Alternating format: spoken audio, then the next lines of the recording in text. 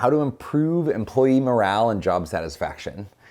I know this is just a YouTube video and I don't want to overpromise, but if you watch all the way to the end, you will have some stories and some really concrete research that will help amplify the way that you improve morale and job satisfaction. I'm Chad Littlefield. I get to do this for a living and I'm not going to hold back in this video. Let's get into it.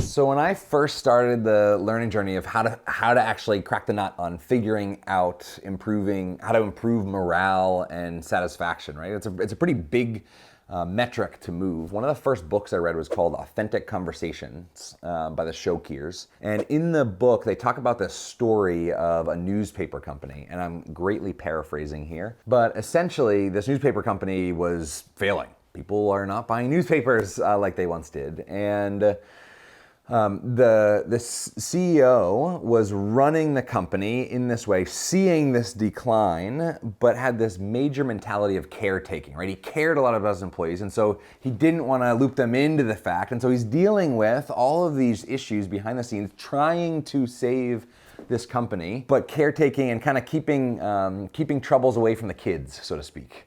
So keeping his troubles away and the company's troubles away from the kids. Not good for employee morale, because the company was still doing bad and then he had to start firing people, and that's really not great for morale. After working with a coach over some time, he made this switch and this pivot to move from caretaking to authentic conversations. And the idea was, went to his employees and said, hey, we're really struggling to the point of maybe going extinct.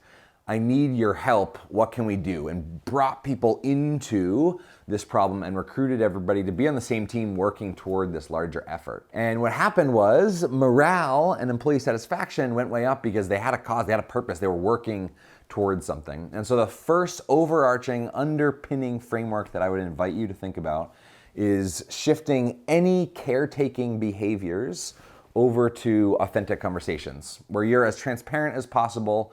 There isn't any hidden games that people are navigating. People are speaking the language of intention, so they're really clear with their intentions. There's no manipulation, which is kind of the opposite of being clear about your intention. And if that's not concrete enough for you, if you want to create that culture of authentic conversations, that culture of connection, I would invite you to ask and ponder and wonder every day when people show up to work, do they feel and experience this? Do they feel like you as their leader are willing to know them? Like you see them, you hear them, you get them, and actually at the very top, you're actually with them.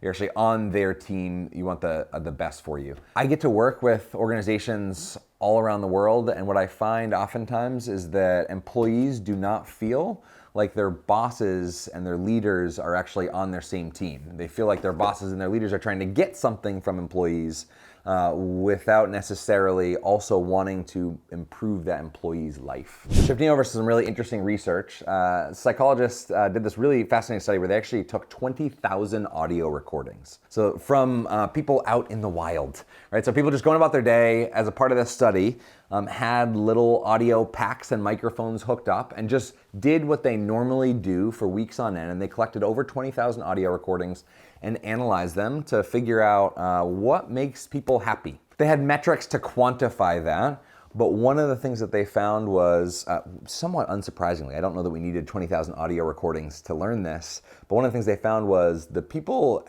who had more substantive conversations, so less small talk, more real talk, were happier, which is like, okay, duh, right, for the most part. But think about that organization in terms of improving employee happiness or satisfaction and retention. How many conversations that you have at work are like the idle chit chat, water cooler, small talk versus really thinking deeply about ideas and talking about what people care about and what they're passionate about and what their life looks like and is outside of work as well, right? There's a whole bunch of studies that have put out that slightly different numbers, but roughly people are 70% more likely to stay at a current job if they have friends at work. Which, again, I don't know that we needed a bunch of studies and research to say this, right? Because the idea is if you show up to work and you like the people you work with, then you're going to want to stay. You're going to be happier when you show up to work. If you don't like the people you work with, you don't feel welcome, you don't feel like you belong, you don't feel included in any way, you're going to leave. Now, all of this friends at work research bumps up against, I think, a really interesting letter that the CEO of Spotify sent out to all employees lately, which said, "We are not a family, we are a sports team." And if you peel into the letter, right, it breaks down all sorts of nuances of what that means. But just at a snapshot, right, I've got a chance to work with hundreds of organizations and universities, and I figured out that some cultures, and usually when companies are smaller, in the like 50 to 100 range, or 12 to 100 range, some work cultures refer to employees and their work as family. Like, oh, this is my work family. Even if it's work family, right, it's family. And every single culture that's done that, I've talked to employees in that culture that have said, no, family is my family, work is my work, and I actually want to keep some of those separate to some degree. And this is interesting. So I'm like the connection before content guy. I wrote a book about creating conversations that matter with my co-founder, Will. I love when people connect on a personal level beyond just work. However, it's kind of like a bell curve. So, the research about students who take tests or get better scores when they are actually, their heart rate's a little elevated, right? So you don't want to be like apathetic before you take a test or before you have to really perform. You also don't want to be panicking in like total fight or flight mode. I think the same bell curve exists for connection, where if you have none of it, Peter Block says, without relatedness, no work can occur. If you have too much of it, you have drama and garbage and stuff that makes people want to leave, decreases employee satisfaction. And so you want to find the sweet spot where people know each other, trust each other, can show up fully as themselves, and also, I think, channeling a little bit, maybe not all, but a little bit of the wisdom of Spotify CEO to say, you are a team, to be clear, right? You didn't grow up with each other. You didn't live in the same house until you were 18 and then split ways, right? Work is fundamentally different. And so there's a balance in between totally disconnected to family over here, like blood. And I think right in the middle is where you want to fall. And I think when you create this, you fall right in the middle of that. So being really intentional. And so feel free to screenshot this and make this a checklist. See, ask yourself in staff meetings, in gatherings, am I making people feel seen, heard, and understood in what they do? Okay, up to this point, we've been in a little bit of a philosophical standpoint. I want to give you a really practical nugget that companies like Google and 3M and others use to improve employee satisfaction. And it is 10% time or 15% time or 20% time, depending on what company.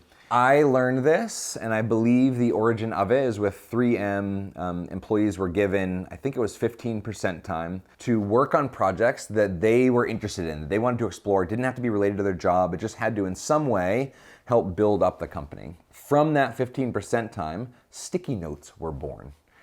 Sticky notes make a lot of money for 3M, right? The method of improving employee satisfaction here is give people a little bit more latitude, right? Give them a job, but actually make sure one of their tasks of their job is for 10% of their time to pick, design, plan out, and implement a project that they care about. And so you could have an admin assistant who really wanted to be a videographer, but didn't go to school to be a videographer. And he could be working on video footage for social media promo for the company or for internal communications related things, right? So it doesn't have to be related to your job. It has to be related to what they care about, what they're passionate about right now. And if they don't know what that is, if they don't know what they're passionate about, invite them to choose a project that they're curious about. And so a really great, more actionable way to tap into people's passions is to tap into people's curiosity. Passions is like you either found it or you don't. You either have a narrative or the story that you have it or you don't.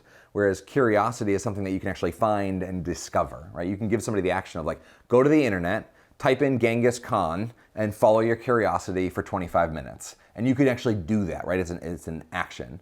So thinking admin assistants and your employees and students might not be curious about Genghis Khan. Ask them what they are curious about and say, follow that for 10 to 15% of your time with the goal of connecting that interest, passion, etc., to your work in some way.